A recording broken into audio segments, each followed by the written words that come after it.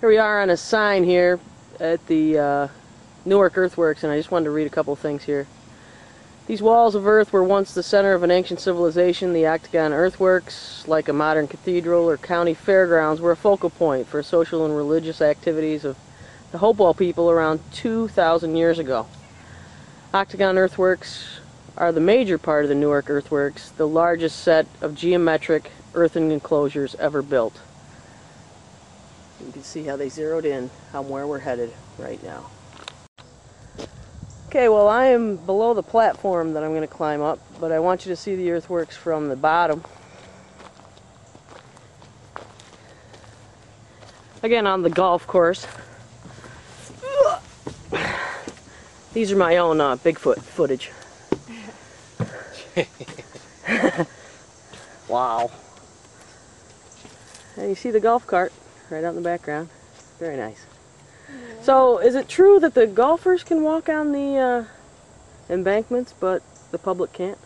Yeah. How does that work? Well, I think they're supposed to stay off the actual mounds, and they kind of do, and they kind of don't drive their carts over it, but basically they walk wherever they want and do whatever they want. If you hit your ball on top of the... Oh yeah, you go get it. Okay. Yeah.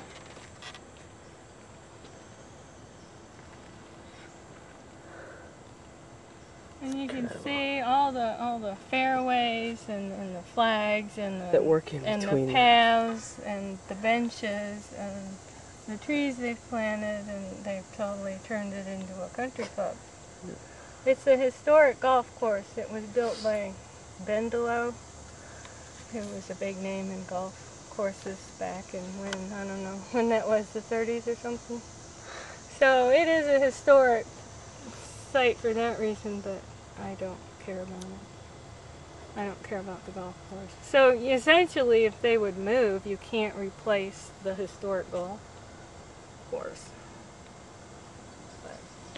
So this is kind of ironic then. So it's a historic golf course as opposed to a historic ancient site. Well, I think first it's a historic ancient site. Yeah, but I'm saying how it's being protected as an historic golf course. It's only being protected by the club leasing the property. As far as I know, that's never been an argument to keep it. And at what year does this land go back to being preserved? Does this area get that preservation as well, or? Oh, well, this was used by the National Guard. The property was bought for the Ohio National Guard back in the late 1890s. The people of Newark and Licking County purchased this property to turn it over to the state.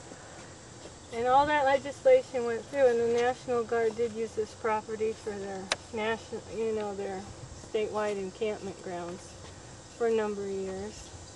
And when they moved in, some of the mounds, like this section you're looking here, the back part was kind of low. So they brought in a survey. They did a wonderful survey, and the state allotted $10,000 to refurbish the mounds, and they put it all back into the condition you see today. And then when the state lost interest in this as permanent campgrounds, there was a lot of arguing who got the property, but it went back to the Newark Board of Trade. And that was around 1900. The country club was just forming, and the country club got itself situated on this property. There was always talk about making it a public park, and the club kind of used that as an argument. Well, we'll make it a public park, but we're going to have our country club here. And they built a country club right where the country clubhouse, right where the clubhouse is now, the old one. The first thing they did was dug away a portion of the observatory circle to plop their clubhouse right on it. And so the present clubhouse is back from that. Yeah, and there's the clubhouse now. The observatory circle is right here. And we'll go back up. There's a little public path, which you can't really see anything, but we'll come out on the observatory mound, which is up above the observatory circle, and from that point you can look down these parallel walls through to the Octagon and view celestial events like the upcoming moonrise and the end of October. Okay, so here we are over in a parking lot on the other side of the golf course, taking a look at... We're in the hospital parking lot looking towards the observatory mound and towards the observatory circle, so we're on the outside of the observatory circle. If you stand on the observatory mound and look straight down through the center of the circle, you'll be looking down through the parallel lines that form the net between the circle and the octagon, and then you'll be looking straight through the octagon. And this is where, is this where Barbara walked across, right here? Yeah, Barbara climbed up onto the observatory mound by a tree in the center of the mound, and then she got arrested for trespassing. So there's absolutely no public access as we watch the golfers in the golf course. No, not from this direction. You cannot go over there today. You could go over there if it's raining or if it's winter and there's no golfers. So how high is that? I'm sorry, I don't remember. It's quite high. It looks very high. I wish. I don't remember these No, things without I my wish there were notes. people standing there or something so you get a better idea, because it is a lot bigger than it looks in this huge. image. It must be at least 20 feet high. If you put a person in front of it, I have a picture of a guy in front of it, and he's dwarfed by it. Yeah. It's much bigger than it appears from here.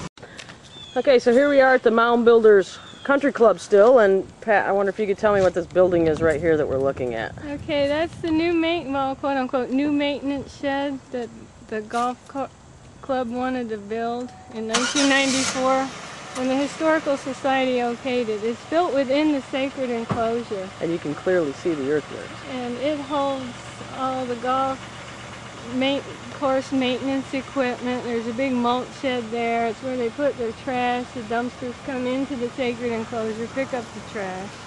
Huh. And the Historical Society okayed it. I guess there was arguments about it, but they let it go. And there it is. So much for preservation.